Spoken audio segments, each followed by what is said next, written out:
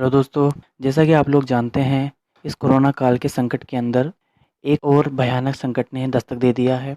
ताउते नाम का एक चक्रवात जो अरब सागर से उठकर हमारे भारत देश के बहुत से राज्यों के अंदर प्रवेश करता हुआ आगे बढ़ रहा है। तो हम उस चक्रवात के बारे में जानेंगे, साथ में ये भी जानेंगे कि चक्रवात कैसे आते हैं, क्यों आते हैं और इनके नाम कौन डिसाइड करता है। तो चलिए स्टार्ट करते हैं। चक्रवाती तूफान क्या होते हैं?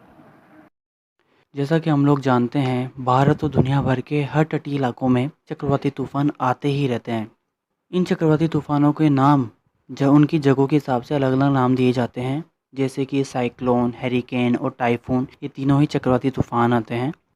उत्तरी अटलांटिक महासागर और उत्तर पूर्वी प्रशांत महासागर में आने वाले चक्रवाती तूफान को हैरिकेन कहते हैं। उत्तरी पश्चिमी प्रशांत महासागर में आने वाले चक्रवाती तूफान को टाइफून कहते हैं और दक्षिणी प्रशांत और हिंद महासागर में आने वाले तूफान को साइक्लोन कहते हैं। अब बात करते हैं भारत की। भारत में जो चक्रवाती तूफान आते हैं वो दक्षिणी प्रशांत और हिंद महासागर से ही आते हैं, इसलिए इन्हें साइक्लोन कहते हैं। ये जो चक्रवात आते हैं भारत में, इनके घूमने की दिशाएं भी अलग अलग होती है। मतलब कि पृथ्वी के आधे ऊपरी हिस्सा मतलब उत्तरी गोलार्ध में जो चक्रवाती तूफान आते हैं वह घड़ी की सुई की चलती हुई की दिशा में आते हैं। मतलब कि यानी कि क्लॉकवाइज दिशा में आते हैं, मतलब जिस तरह से घड़ी चलती है उस दिशा में। और जो दक्षिणी गोलार्ध है, मतलब नीचे वाला, उसमें जो तूफान आते हैं वो घड़ी की सुई के चलने की विपरीत दिशा में, मतलब कि एंटी क्लॉकवाइज आते हैं। क्यों आते हैं चक्रवात? हम सब जानते हैं कि पृथ्वी के वायुमंडल में हवा होती है, समुद्र के ऊपर भी हवा होती है। जब हवा गर्म हो जाती है तो हल्की होकर ऊपर उठने लगती है। जब समुद्र का पानी गर्म होता है तो इसके ऊपर मौजूद हवा भी गर्म हो जाती है और ऊपर उठने लगती है। और हम जानते हैं कि हवा हमेशा उच्च दाब से निम्न दाब वाले क्षेत्र की तरफ बहती है, तो यहाँ निम्न दाब का क्षेत्र बनने लग जाता है। आसपास मौजूद ठंडी हवा इस निम्न दाब वाले क्षेत्र को भरने के लिए इस तरफ बढ़ने लगती है, लेकिन पृथ्वी अपने अक्ष पर लट्टू की तरह घूमती रहती है। इस वजह से यह हवा सीधी दिशा में न आकर घूमने लगती है और चक्कर लगाती हुई आगे बढ़ती है। इसे चक्रवात कहते हैं। चक्रवात तेजी से घूमती हुई हवा होती है, इसलिए इसका मध्य बिंदु हमेशा खाली होता है।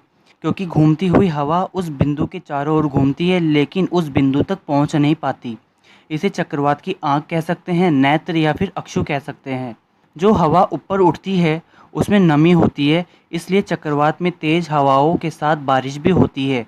जब चक्रवात आगे बढ़ते हुए समुद्र तट से टकराता है तो कमजोर पड़ने लगता है, क्योंकि जमीन की हवा उच्च दबाव वाली होती है।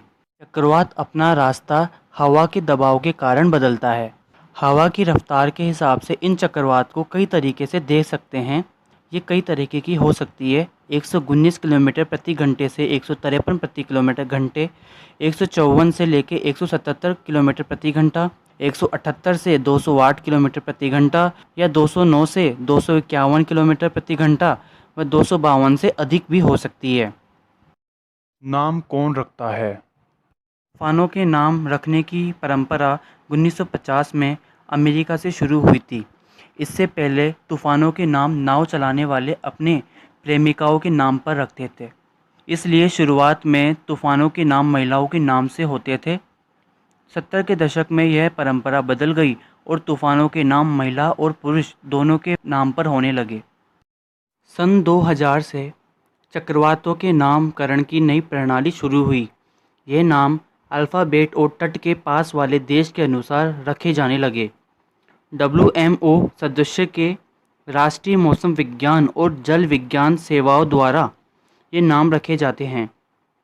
8 उत्तरी भारतीय समुद्री देश, जिनमें Bangladesh, Bharat, Maldives, Myanmar, Oman, Pakistan, Sri Lanka, Thailand, ये सब साथ मिलकर तूफानों के 64 नाम तय करते हैं। जब चक्रवात इन 8 देशों के किसी हिस्से में पहुंचता है, सूची से अगला कोई अच्छा नाम रख दिया जाता है। सन 2004 से हिंद महासागर में आने वाले तूफानों के नाम सभी 8 देश मिलकर रखते हैं। हर तूफान का नाम इसी क्रम में एक देश रखता है। जैसे अक्टूबर 2018 में आए तितली नाम पाकिस्तान ने रखा, फ़ानी तूफ़ान का नाम बांग्लादेश ने रखा।